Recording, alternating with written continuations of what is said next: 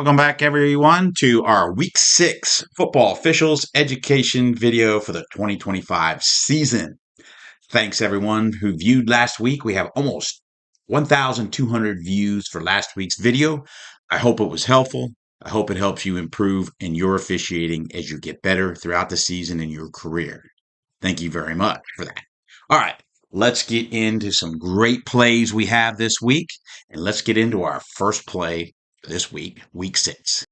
Play 1 this week, we're going to focus on the receiver I've highlighted, and we're going to talk about catch or no catch on this play. As you watch the play, first, we have to know the definition of a catch, so I'm going to read it out of Rule 2.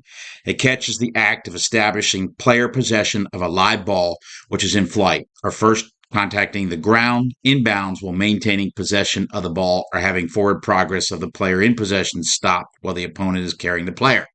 So, on this play, we have to look at this play and decide, do you, as an official officiating this play, have a catch on this play? So, let's take a closer look and break this play down. So first, let me point out, officials on the field do not have the ability to slow this play down like we're going to hear and look at it frame by frame. So you got to make the call in live time. But as we look at this play, we can see right here, the receiver has grasped the ball, but he does not have a catch because he has to come down and contact the ground in maintain possession. Now, this is where the point where he potentially has a catch. And I say potentially, he's got a foot on the ground. But now we have to make sure that he controls the ball. And as we look here, the ball goes down between his knees. So, is that possession? In my opinion, I don't think he has possession here on this play because I don't know if he really truly controls the ball.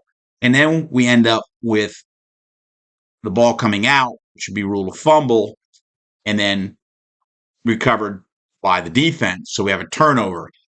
And we want to make sure that before we rule a fumble and a turnover, that we definitely are 100% sure on this play that we have a catch by the receiver and then a fumble. If we have doubt, then we need to talk about it and maybe rule this incomplete. Or if you have doubt as a covering official, rule it incomplete than having what we would call a cheap turnover or a cheap fumble. We want to make sure that player has definite possession and in a fumble. Second play, our focus will be on the player I've highlighted, the receiver. He's going to go downfield, go in the end zone, catch a touchdown pass. But before we get there, we're going to look at some mechanics things here. So let's take a look at our line judge right here. Notice he's giving the touchdown signal. First of all, if we're not on that goal line, we don't want our line judge giving the touchdown signal here. But our back judge is on the goal line, as we'll see, giving the touchdown signal. What we want our line judge to do here is communicate with the back judge, confirming the catch, confirming the touchdown, but don't give the signal. Let the back judge give the signal, but confirm that by communicating verbally or with not a touchdown signal, but other signals, or get on, it was, we have a radio, we can get on the radio and let them know we're confirming everything, or however. Now, let's go down to the player who caught the ball here. We're going to see him spin the ball on the ground. This would be similar to a player getting up and spiking the ball. So when we have a player who spins the ball like this, we want to get a marker down on the field for unsportsmanlike conduct on this player. Okay, again, this is unsportsmanlike conduct. He spins that ball right there. Consider it to be similar to spiking the ball in front of a player or whatever. So, be ready for this. Continue to officiate during this dead ball period for this type of action so that we can appropriately penalize it. Play 3 this week, we're going to see a really good job, really good hustle, just an outstanding mechanics on this play. We're going to have a fumble in the backfield, and we're going to see, first of all, right here I've highlighted, we're going to watch the umpire. First of all, he's moving towards the ball. Then you're going to see him get his beanbag out because we have a fumble, forward fumble. Great job there, especially with our mechanics, getting the beanbag down. And then when we look at our two officials, our head linesman, line judge, good hustle. They come back to the spot, square it off at 45, and then you're going to see them hustle onto the field. Great hustle here because we know in these circumstances you can potentially have problems. And then we see four officials, including the referee, come in, get around the area. We're stopping the clock, which is awesome job because that's what we want to do on a turnover, giving that stop the clock signal. And you can just see great mechanics here, great hustle, great coverage by the crew. I mean, they're telling you they want to be at this game and they're going to officiate this game by their mechanics and their hustle. And this just sells the call, too. And this is just an outstanding job here when you watch this. Good job. On our fourth play this week, we're going to look, first of all, at our line judge. Line judges here, both wings. Let's get back off the field. That's what the mechanics manual says. We need to be off the field, on the sideline, in the out of bounds territory with like our toes on the sideline or whatever in that area, not standing on the field. So we want to get back off the field per our mechanics manual. Okay. Now let's focus on this receiver right here.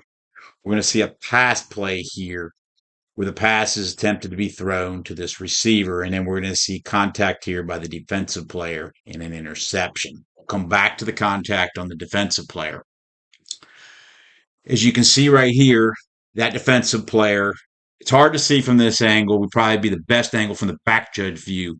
But it does look like, obviously, this is a defenseless player being hit by the defensive player, doesn't wrap up, isn't playing the ball, doesn't have his hands out in front from what it looks like here. This could be easily supported to be flagrant. And if we support it as flagrant, obviously, we could have a disqualification, or the words ejection is what we use here in North Carolina. Second of all, we have an interception here. When we communicate this, we need to know what time the foul happened, which we'll come back to. But our two wing officials, as soon as we recognize that this ball is going the other direction, we need to hustle as quickly as we can to get coverage to that goal line. So get upfield as quickly as we can. Okay. Back judge, we're a little too casual here. Remember the play I just showed us where we had great hustle and it looked good? Right here, we need to see that same type of hustle that we just saw in play number 3 on the fumble. Saying we have to sprint up there, but instead of walking, we need to jog or hustle up there and not be so casual on this play. It just really makes the play look that much better and will help in officiating this play. We come back to this play. We're going to take basically a closer or enhanced look, as you can see, at this play. And so our best potential view at this play may be from the back judge's view. Now, we don't have that view, so we have to work with what we have. And we also know in the field that the officials don't have the slow down or enhanced view that we have. So we have to look at the defensive player's actions here and determine, are they legal within the rulebook requirements of wrapping up, hands out in front, or playing the ball on a player that's defenseless because his focus is on trying to catch the ball. The other thing here I want to point out is there could 3 potential officials that have input on this. Maybe 1 or 2 have a penalty marker down, but our head linesman, our line judge, and our back judge may have an opinion or information relevant to this play, and there is nothing wrong with those officials, one of them or multiple of them having a flag down, but all 3 of them coming together and providing the information they have relevant to this to determine if we have a defenseless player, to determine if we have illegal contact, and also to discuss the possibility of this is flagrant and potential for an ejection in North Carolina. Now, the other part of this too is we also want to know when this foul occurred, as I mentioned earlier, because it makes a difference in the enforcement. And so when we report this foul to the referee, we want to tell them when the foul occurred, before change of possession or after. Let's play here. Play number 5. We're going to take a look at defensive pass interference. And we're going to see right here 2 players highlighted on the left side of the screen. We're going to see the defensive player clearly makes contact with the receiver, clearly doesn't attempt to make a play on the ball. It's basically playing the receiver. You can see the contact here prevents or impedes the receiver from being able to make the catch. And we clearly have a defensive pass interference as we take a close up look here. This is just an element where we want to look at and say, okay, did the defensive player try to play the ball? Did the contact prevent the receiver from getting to the ball? Did it impede him? And who initiated the contact? And clearly you can see the defensive player did. The other part here that I really want to point out good is that our back judge, you can see the positioning of the back judge here, being in a really good quality position to make this call, hustling down. And because the back judge is in good position and hustles down, it makes it really easy to see this clearly and appropriately put a penalty marker down. Great job here. Play 6, we're going to focus on 2 things. Our focus will first be on our wideout, who's number 7 here. He's going to catch a pass from the quarterback, and then you're going to see number 4 come up and make the tackle. But you see right here, number 4 come up, lift, elevate, slam, body slam. That's unnecessary. Now, second thing we're going to look at is the actions here by his teammate, number 2. And you're going to see number 2 right here give the throat slash to his sideline or his home stands. Now, we'll come back to the throat slash. Let's first go back and reverse back to the tackle. So under Rule 9.4, we would look at this, and this would be a live ball foul for unnecessary roughness. Because this tackler, number 4, you could see him basically lower his hips, lift the player in the air, and body slam him down on his head and neck area. This is totally unnecessary. This is not a football tackle, so we want to get a foul down for personal foul in this live ball. Now, let's go back to the player who gave the throat slash here. So he gives an unsporting act. So this would be our second penalty marker down on this play for him giving the throat slash. And you could say, well, Mark, he gave it to his sideline. It is irrelevant the direction he is facing. He could face any of the 360 degrees on this field. This type of unsporting act we do not want to permit on the field of play, because if we permit it, as we've many heard, if we permit it, we promote it. So let's get 2 flags down here. Let's get both things appropriately penalized. Another part of this play, too, as we take a second look at it. So we notice we have at the bottom of the screen the line judge. Now, sometimes, even though that is the closest official, they may not recognize it or see it just because all the action's coming their way. So is it appropriate here if another official on the field puts down a penalty marker? Yes, definitely. Either of these actions. If you see either of these actions. Now, if you're not in the nearest vicinity and you put down a marker, that's where we need to come together. And this is where it's important. Communication. We come together as a crew, or those that have relevant information to this play, and we can discuss it. Even though we put a marker down, we can discuss it, talk about it, and if we want to uphold the penalty marker, then we can. If we want to pick that marker up and wave the foul off, we can. But I think it's really important here, even though we're not the official right here, the line judge. Sometimes the line judge, for whatever reason, just doesn't see it, maybe as an official who's further away. Put your marker down, come in, let's have the discussion, let's talk about it, and we can support that marker and enforce that penalty, or we can talk about it, and if we need to, we can pick that flag up, wave it off, and proceed on with the game. But I think it's important that if you see something that is especially one of these 2 fouls, we want to get the marker down, and then we can always talk about it. That's appropriate. All right, play 7. We're going to focus on the umpire. I want to point out I don't routinely umpire, but this play caught me. So we just came out of a false start on the offense. The umpire just enforced the 5-yard penalty. You can see him standing over the ball. You can see our referee back there. Our referee actually gets ready here to help an offensive player with his uniform, his jersey. So great job here by the referee getting him straight. Okay. Now, so notice our umpire staying over the ball and preventing the snap. I have been on the field as a referee where I'm still trying to get myself set, and all of a sudden the ball gets snapped because our umpire didn't stay over the ball.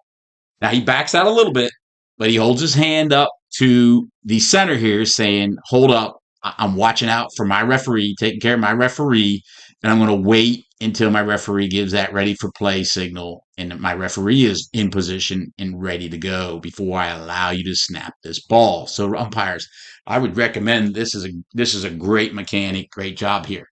Now, then we'll see him back out. And notice how when he backs out, he backpedals out of there facing the snap so that the snap doesn't happen. Again, I've been on the field and I've seen umpires turn and face the back judge and the ball gets snapped and they're facing that direction. So this is really good job here by our umpire, waiting for everybody to get set, waiting for that ready to play, taking care of his referee, and then backing out of the play so he can stay facing in case the snap occurs before he gets all the way back in his position. And then we'll see the play happen here, and we're going to see our umpire hustle over to the spot, hustling in there to get the ball and make sure no further action takes place. Really great job by our umpire there. Really good mechanics. Play 8 this week, we'll focus on the kicker that I've highlighted and the player right there on the receiving team I have highlighted. We're also going to focus on 2 other players here, which are kind of in the center of the circle, hard to point them out, but you'll see as the action takes place, our focus will first be on the contact on the kicker on this play, and then we'll see the other 2 players, one on the kicking team and one on the receiving team, become engaged.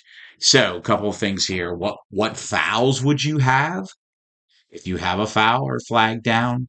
And second of all, let's think about penalty enforcement on this play.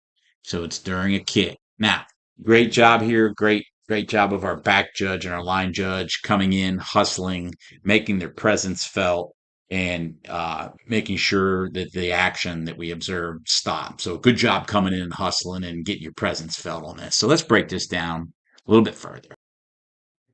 As we use our technology here and take a closer look at that, I first think we need to talk about Rule 9, Section 3, illegal blocking. Article 4 states, the kicker or place kick holder of a free kick may not be blocked before A, he has advanced 5 yards beyond the free kick line, or B, the kick has touched the ground, or any other player. Obviously, that doesn't occur here on this play.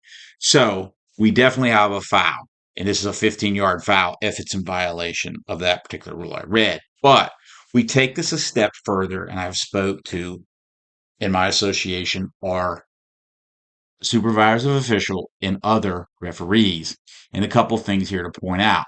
This looks like almost that this player for the receiving team goes after and targets the player, the kicker. And then you look at, and you can almost make, or you could make an argument here that the player uses his helmet also potentially illegally when he makes contact with the kicker. So there needs to be a discussion on the field from the officials who have information regarding this about the potential for a flagrant foul, which would be supported. And remember, the rulebook states it's a disqualification, but in North Carolina, in the handbook, it does state that we can have an ejection. And if we judge or deem this to be flagrant, we could have an ejection on this play. And this would definitely be supported by the conduct that you see or the hit that we see in this video. Obviously, this is a foul either way, 15 yards. But if we deem it to be flagrant, this player would be removed from the remainder of the game, and that would be supported again. So in these cases, this happening, we need to come together as officials and discuss it and potentially consider that when we have something that is kind of blatant like this, because you can see this receiving player really looks like he's intent on going directly at that kicker and potentially, like I said, targeting the kicker on this play. And we want to, one, we get a flag down on this play, so that's great. But two, if we need to take a step more and call it flagrant, then that would be okay to consider that, talk about it, and also enforce that on this play.